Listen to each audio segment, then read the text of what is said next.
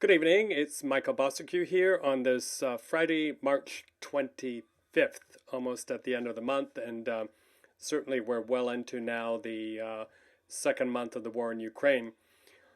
Another busy day today, but also a bit unsettling in the sense that after 2 or 3 days, I think, of no air raid sirens, we had them twice today. And that was kind of jarring. But of course, as I've frequently said, the relative calm here is so much appreciated considering what we're seeing happening in places like Mariupol. In fact, about an hour or two ago, I bumped into, with my friend John, 3 women from Mariupol who managed to escape from there. They were still trying to get themselves together, crying, in shock. They said they had very little with them. They do have a place to stay here, at least for a couple of nights. But the one thing that they said is that why is it that in these war times the price of accommodation has gone so high here?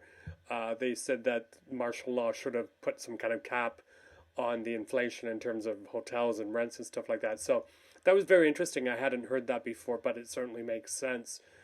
But they described a horrific scene that is consistent with what we've been hearing elsewhere.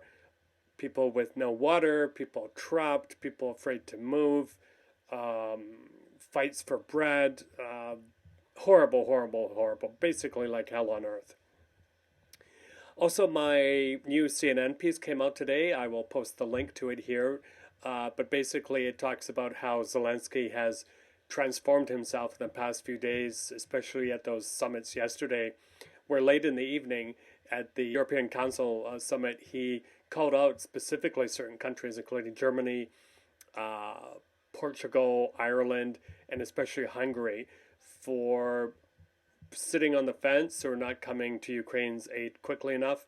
But he really went after Hungary, and I thought I would end this video update earlier by putting that clip in here because it really shows a Zelensky, I think, at his prime in terms of projecting himself, in terms of naming and shaming. And in my op-ed, I talk about that, how he's really becoming more aggressive. He knows he has leverage, I think, from his popularity. He's very telegenetic.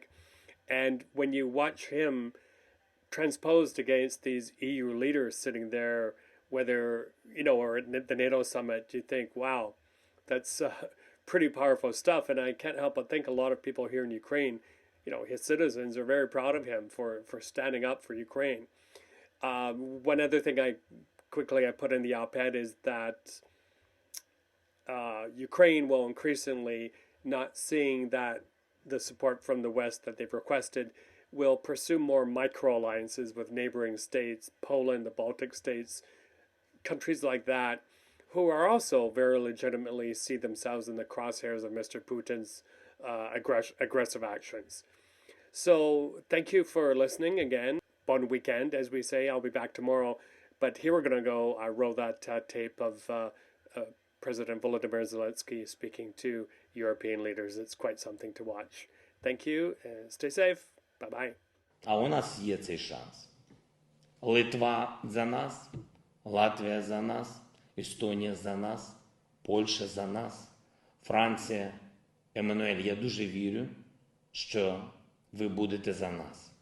Словенія за нас, Словаччина за нас, Чехія за нас, Румунія знає, що таке гідність, а отже у вирішальний момент буде за нас. Болгарія за нас, Греція вірю, що з нами, Німеччина я трошки пізніше. Португалія, практично. Хорватія за нас.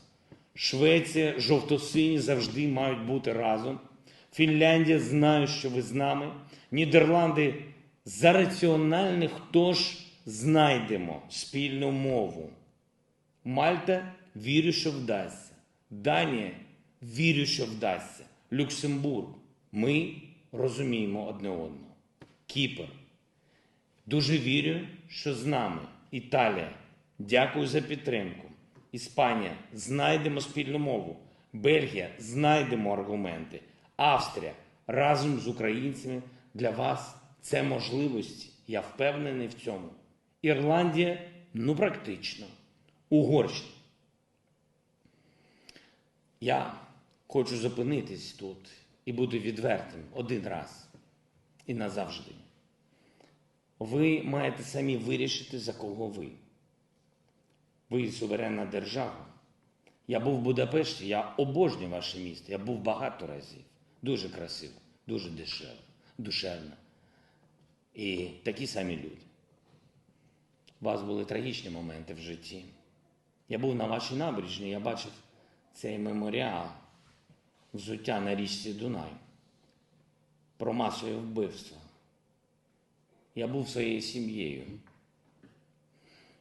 Послухай, Вікторе, знаєш, що відбувається в Маріуполі? Будь ласка, якщо зможеш, сходи на свою набережну. Подивись на те взуття.